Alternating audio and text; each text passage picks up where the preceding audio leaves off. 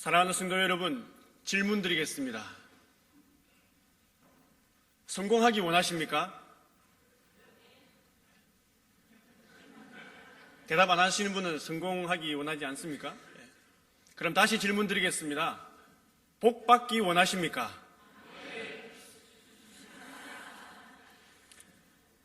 네, 당연히 성공하고 복 받기 원합니다.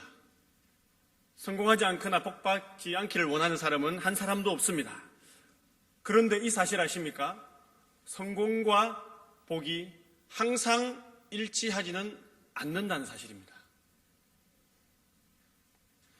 성공과 복은 항상 일치하지 않습니다. 성공이 복일 때도 있고 반대로 실패가 복일 때도 있기 때문입니다. 다시 한번 묻겠습니다. 성공하기 원하십니까? 복 받기 원하십니까?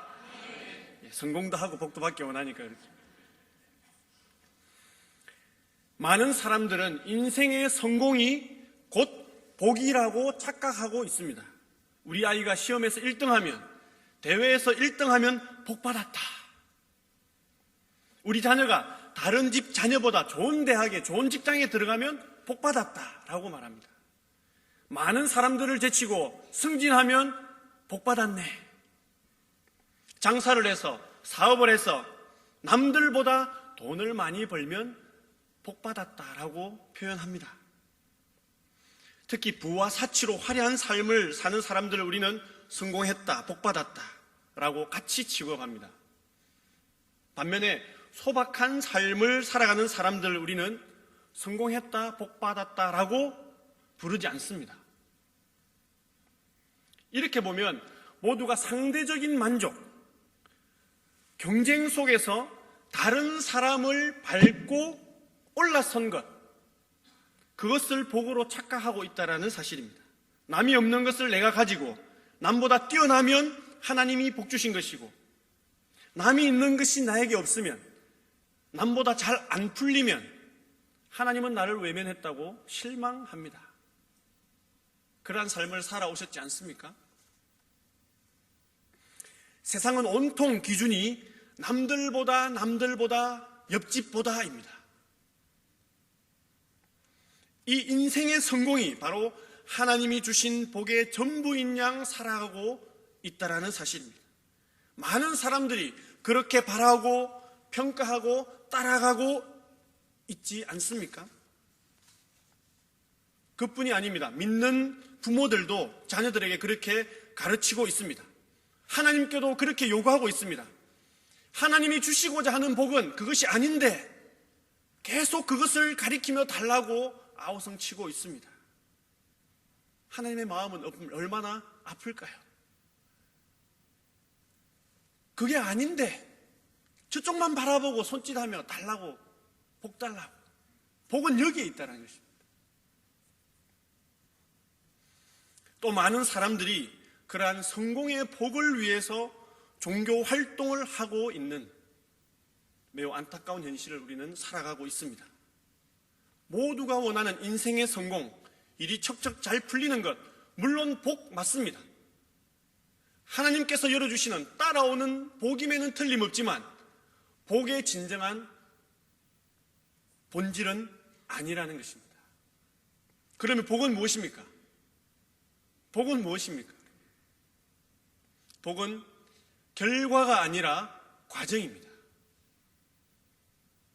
결과가 아니라 과정이 복이라는 것입니다. 봉사, 섬김, 헌신을 통해서 어떤 삶의 결과를 가져와야 우리는 복받았다라고 이야기하는데, 그러나 복은 봉사, 섬김, 헌신 그 자체가 복이라는 것입니다.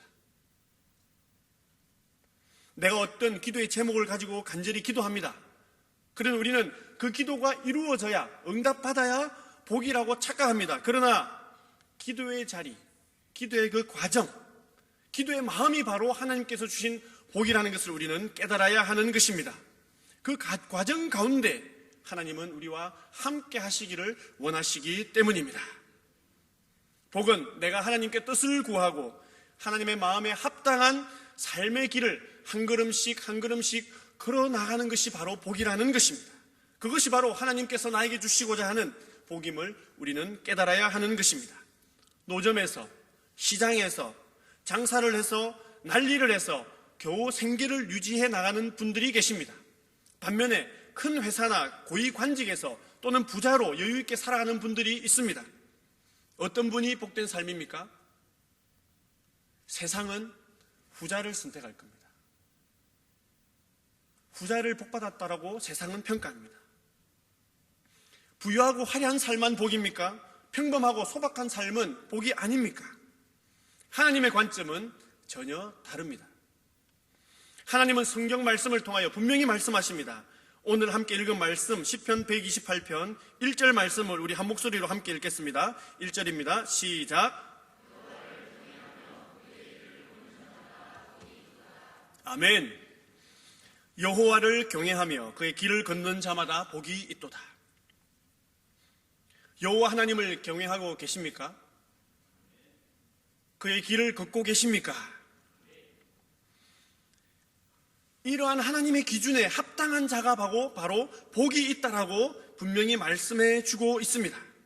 세상의 기준과는 상관없이 하나님의 기준에 합당한 자, 바로 하나님의 복받은 자입니다. 시편 128편은 하나님이 주신 행복한 가정의 모습을 한 폭의 그림처럼 묘사하고 있습니다.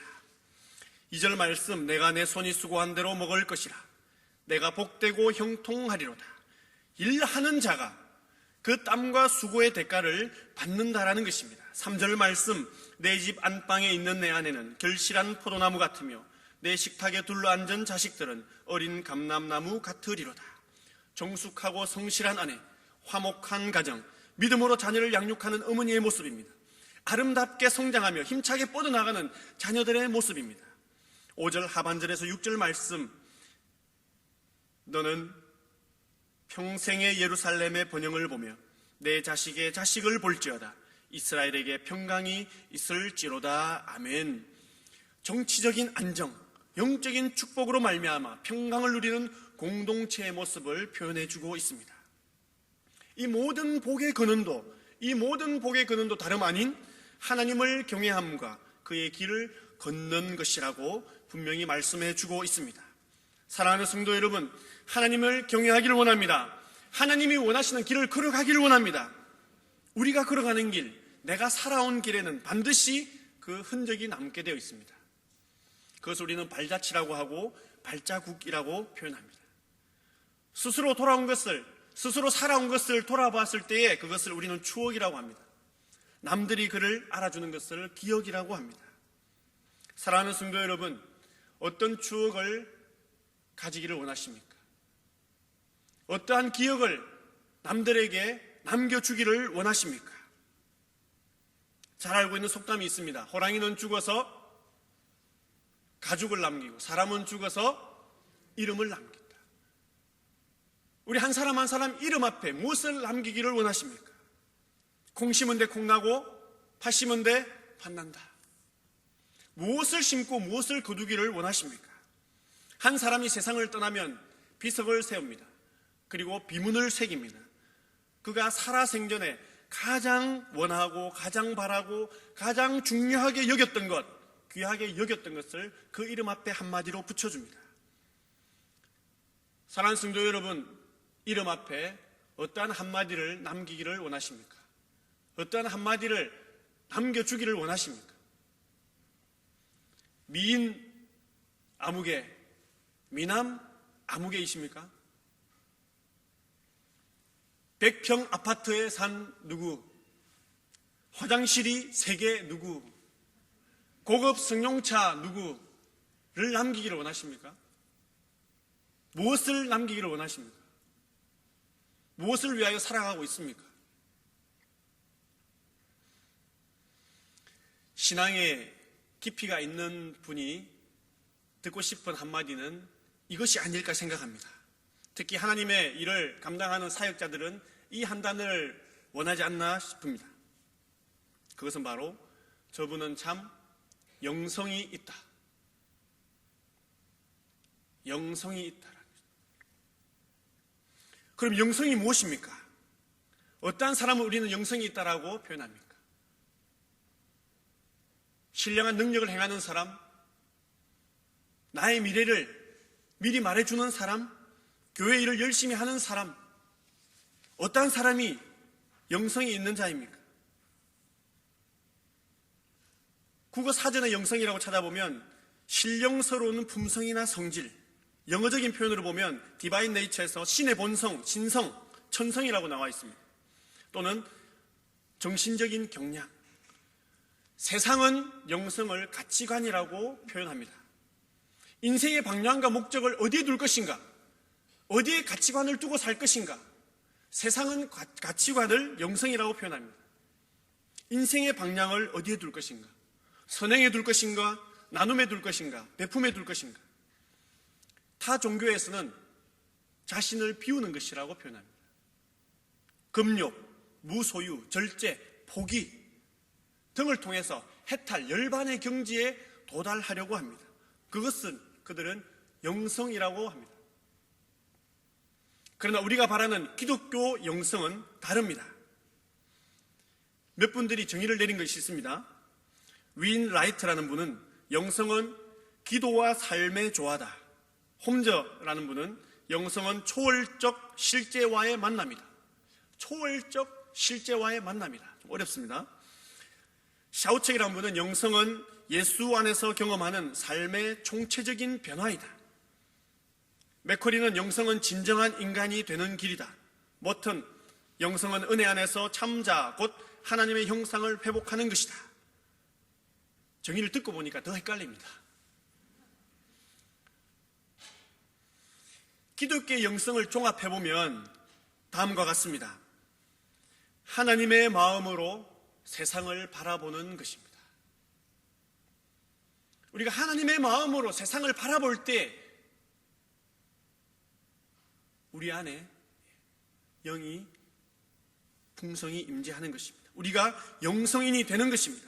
모든 순간순간 삶의 가운데 하나님을 개입시켜서 나의 삶을 이끌어가는 것입니다. 주님이라면, 하나님이라면 어떻게 하실까? 우리의 삶의 문제 앞에 부딪혔을 때 하나님이라면 어떻게 하실까? 주님이라면 어떻게 하셨을까? 고민하는 것입니다. 또 두 번째는 주님 안에서 누리는 참 행복이 삶으로 드러나는 것입니다. 저분은 참 주님께서 주신 기쁨과 평안이 늘 있는 것 같다. 주님 안에서 누리는 참 행복이 삶으로 드러나는 것. 그러한 분을 우리는 참 영성이 있다라고 표현하지 않습니까? 그래서 우리는 영성가를 만나고 대화하고 함께 있는 것만으로 우리가 힘을 얻고 생기가 돋게 되는 것입니다. 또 영성은 입술로만 그치는 삶이 아니라 말씀이 삶 속에서 그대로 나타나는 것입니다. 사회생활 다 그런 거지 뭐. 나만 이렇게 하나. 사회생활 다 그런 거지 라고 스스로 위안하고 합리화하는 것이 아니라 아닌데 하면서도 흘러가는 강물에 그냥 따라가는 것이 아니라 말씀대로 100% 살 수 없지만 그러나 그 말씀 붙들고 말씀대로 살기 위해서 매 순간순간마다 몸부림치는 그 모습이 바로 하나님께서 원하시는 영성이라는 것입니다. 말씀 때문에, 말씀으로 인해서 얼마나 고민하고 몸부림 치셨습니까? 지난 한 주간 돌아볼 때에 말씀 때문에, 말씀으로 인해서 얼마나 그 말씀 때문에 삶과 충돌되는 그 현장에서 몸부림치셨습니까? 하나님의 말씀은 분명히 내 마음 가운데 역사하시고 감동을 주시는데 삶은 따라오지 못할 때에, 현실은 따라가지 못할 때에 그 몸부림, 고뇌를 얼마나 겪으셨나요?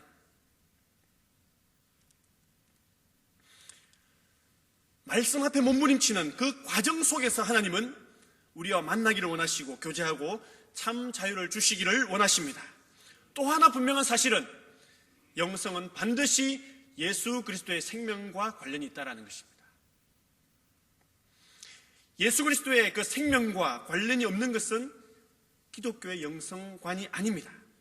왜냐하면 교회를 살리는 길, 교회를 살리고 영혼을 살리는 그 중심에는 바로 예수 그리스도의 보혈의 피, 십자가의 능력이 있기 때문입니다. 바로 예수님과 함께 죽는 것입니다. 예수님과 함께 다시 사는 것입니다. 예수님과 함께 세상을 살리는 것입니다. 나는 예수님과 함께 죽었는가? 십자가를 아는 것으로만 그치는 것이 아니라 완전히 나를 십자가에 못 박았는가? 나는 예수님과 함께 살았는가? 아직도 죄와 사망의 길에서 벗어나지 못하고 헤매고 있지는 않습니까? 나는 예수님과 함께 세상을 살리고 있는가? 나 하나도 살리지 못하고 어떻게 세상을 살릴 수 있겠습니까? 예수님 때문에 죽고 예수님을 통하여 다시 살고 예수님을 위하여 세상을 살려나가는 복된 성도님들 되시기를 간절히 원합니다. 이러한 삶이 바로 나를 태워서 세상을 밝히는 빛의 역할입니다. 이러한 삶이 바로 나를 녹여서 맛을 내는 소금의 역할인 것입니다. 이것이 바로 기독교 영성입니다. 하나님은 이 같은 자를 찾으시고 이 같은 자를 기다리시며 동행하기를 원하십니다. 그에게 하나님은 뜻을 보여주시고 그에게 하나님은 함께 동행하기를 원하십니다. 이것이 바로 복이라는 것입니다. 사랑하는 성도 여러분, 하나님의 뜻을 깨닫기를 원하십니까? 하나님의 뜻을 발견하고 그 뜻을 따라 나아가기를 원하십니까? 그러면 그 뜻을 어떻게 발견하죠? 하나님의 뜻을 어떻게 우리가 알 수 있을까요? 첫 번째는 기도입니다. 기도를 통하여 우리가 하나님의 뜻을 발견할 수 있습니다. 인내의 기도, 철저한 회개의 기도를 통하여 우리의 영안이 열리고 우리의 귀가 열리고 우리의 마음이 활짝 열려지게 되는 것입니다. 기도에 중요한 두 가지 원칙이 있습니다. 첫 번째는 간절함입니다. 간절히 기도할 때 하나님은 만나주십니다. 두 번째는 진실함입니다. 진실함으로 하나님께 부르짖을 때 하나님은 우리에게 찾아와 주십니다. 두 번째 하나님의 뜻을 발견할 수 있는 방법은 말씀입니다. 말씀을 통해서 우리는 하나님의 뜻을 발견할 수 있습니다. 말씀 묵상을 통해서 하나님의 음성을 듣고 나의 생각을 내려놓게 되는 것입니다. 나의 이성적인 생각과 판단을 내려놓고 마지막 순간까지 하나님의 말씀에 음성의 귀를 기울일 때에 하나님의 뜻을 발견할 수 있게 되는 것입니다. 세 번째 하나님의 뜻을 발견할 수 있는 방법은 바로 범사에 감사하는 것입니다. 모든 상황 속에서 감사가 끊어지지 않는 성숙한 성도에게 하나님은 그 뜻을 나타내어 주십니다. 간절히 진실되게 기도하고 계십니까? 마지막 순간까지 하나님의 뜻을 구하며 말씀을 묵상하고 계십니까? 어떠한 상황이 와도 범사에 감사하고 계십니까? 마지막 네 번째 하나님의 뜻을 발견할 수 있는 방법은 하나님께서 주신 은사를 활용하는 것입니다. 하나님께서는 우리 모두에게 한 사람도 빠짐없이 한 분 한 분에게 하나님의 은사, 달란트를 선물로 주셨습니다. 아멘. 그 은사를 활용하는 것이 바로 하나님의 뜻을 발견할 수 있는 것입니다. 하나님께 주신 은사는 다양합니다. 그것을 하찮게 여겨서는 안 됩니다. 하나님께 주신 은사, 달란트는 우리가 하찮게 여길 만한 것이 아무것도 없습니다. 그리고 그것을 묻어놓아서도 안 됩니다. 그러면 한 달란트 받은 사람밖에 되지 않습니다. 책망받고 슬피 울며 일을 갈 수밖에 없는 것입니다. 뒤로 미루어서도 안 됩니다. 나중에 하지, 다음에 하지. 받은 은사를 활용할 때에, 나눌 때에 하나님의 능력이 우리 한 사람 한 사람을 통하여 역사하실 줄 믿습니다. 기도로, 하나님의 말씀으로, 감사함으로, 은사를 활용함으로 하나님의 뜻을 발견하고 그 뜻대로 나아가는 것입니다. 그것이 바로 여호와를 경외하는 것입니다. 그것이 바로 여호와의 길을 걷는 것입니다. 바로 복이라는 것입니다. 하나님만 바라보고 하나님과 동행하는 복된 삶의 주인공이 되시기를 간절히 원합니다. 오늘 함께 읽은 시편 128편 5절 말씀 보면 여호와께서 시온에서 내게 복을 주실지어다. 여호와께서 시온에서 내게 복을 주실지어다. 어디에서 주신다고요? 시온은 바로 솔로몬이 여호와의 성소를 세운 산입니다. 그리고 신앙의 중심지입니다.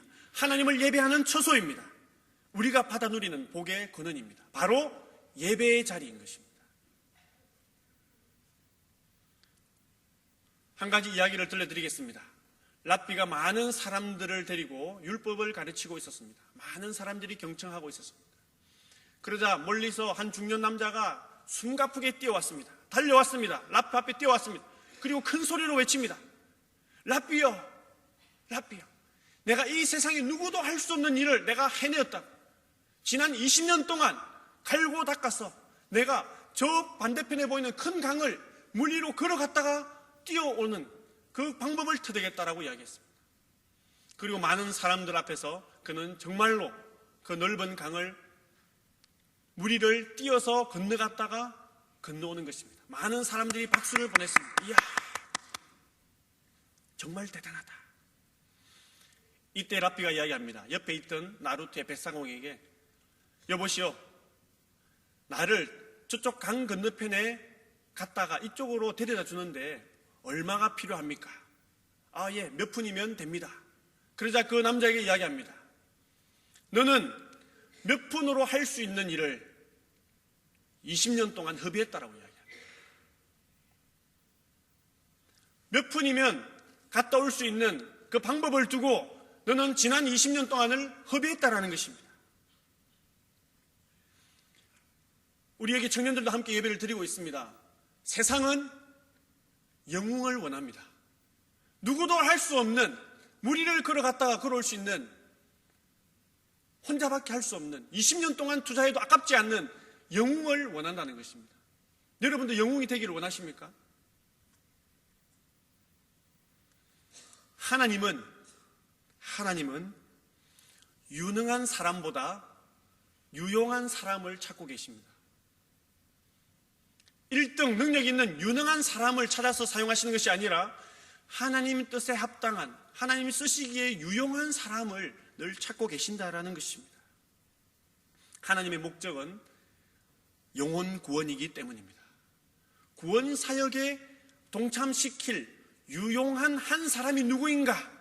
그에게 하나님은 뜻을 보여주시고 그에게 하나님은 복 주시고 그와 동행하기를 원하시는 것입니다. 주일 밤이 되면 프로가 하나 있습니다. 개그 콘서트. 그를 통해서 많이 웃음을 찾는 분들도 있습니다.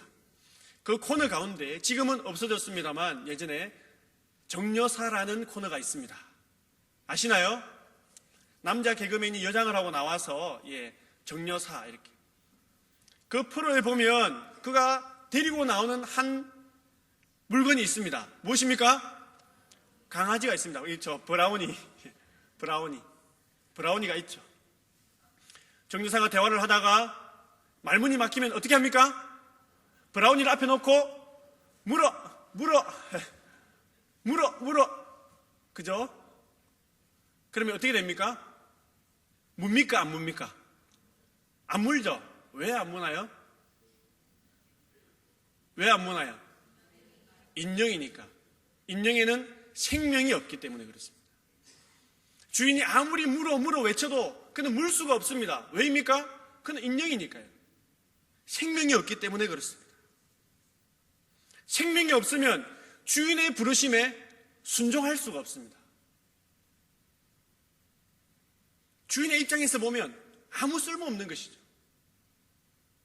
필요할 때 요청해도 순종할 수 없기 때문에, 생명력이 없기 때문에 주인의 부르심에, 주인의 명령에 순종할 수 없는 것입니다.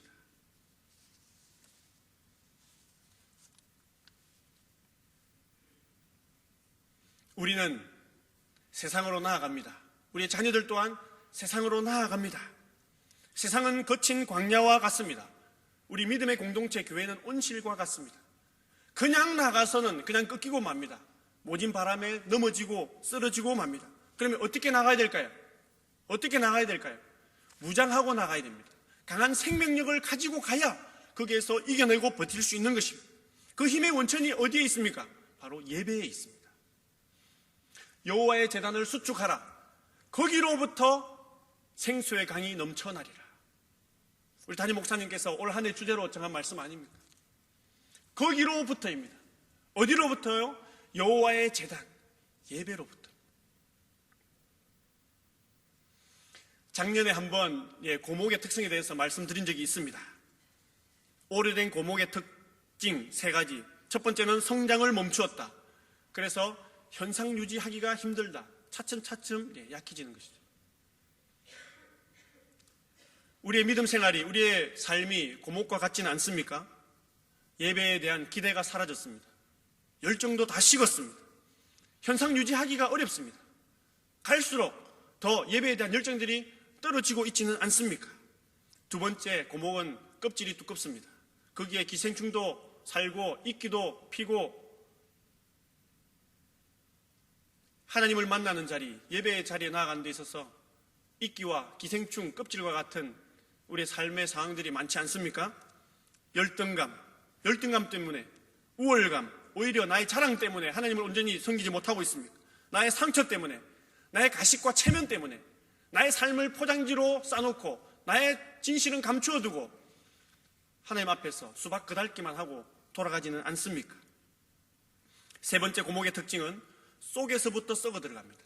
겉은 번지르르 한데 속은 썩어 있다는 것입니다.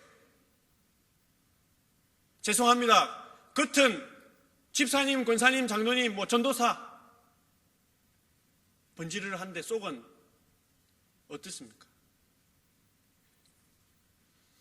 연수만 자랑하는 영적으로 피폐된 인생이 되지 않기를 바랍니다. 세상의 성공만 추구하는 종교인이 아니라 하나님의 복을 사모하는 신앙인이 되기를 바랍니다. 말씀이 삶이 되는 영성가가 되기를 원합니다. 예수님과 함께 죽고 예수님과 함께 살고 예수님과 함께 세상을 살려나가는 복된 믿음의 제자가 되시기를 간절히 원합니다. 유능한 세상의 성공을 쫓아가는 것이 아니라 유용한 하나님의 뜻을 따라 나가는 우리 삶이 되기를 원합니다. 시온에서 내리는, 여호와의 제단에서 내리는 복을 온전히 받아 누리며 강한 생명력으로 하나님의 명령에 순종할 수 있는 믿음의 소유자가 되시기를 간절히 원합니다. 기도드리겠습니다.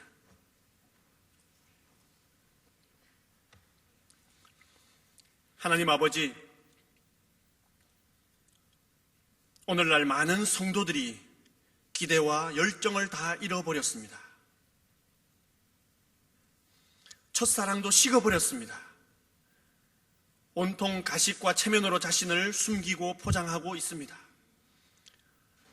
열등감 때문에, 우월감 때문에 세상의 성공에 사로잡혀서 내 영이 썩어 들어가는 줄도 모르고 있습니다. 고목과 같이 연수만 자랑하는 피폐한 인생이 되지 않기를 원합니다. 하나님의 뜻대로 하나님만 경외하며 하나님이 원하시는 길을 걸어가기를 원합니다. 세상의 성공만 추구하는 종교인이 아니라 하나님의 복을 사모하는 신앙인이 되게 하옵소서. 말씀 앞에 무릎 꿇게 하시고 말씀 붙들고 몸부림치며 말씀이 삶이 되는 영성인이 되게 하옵소서. 예배가 회복되게 하시고 시온에서 내리는 복을 온전히 받아 누리며 강한 생명력으로 하나님의 명령에 순종하는 믿음의 소유자가 되게 하옵소서. 우리와 함께 죽으시고 함께 부활하시며 함께 세상을 살리시는 예수 그리스도의 이름으로 기도하옵나이다. 아멘.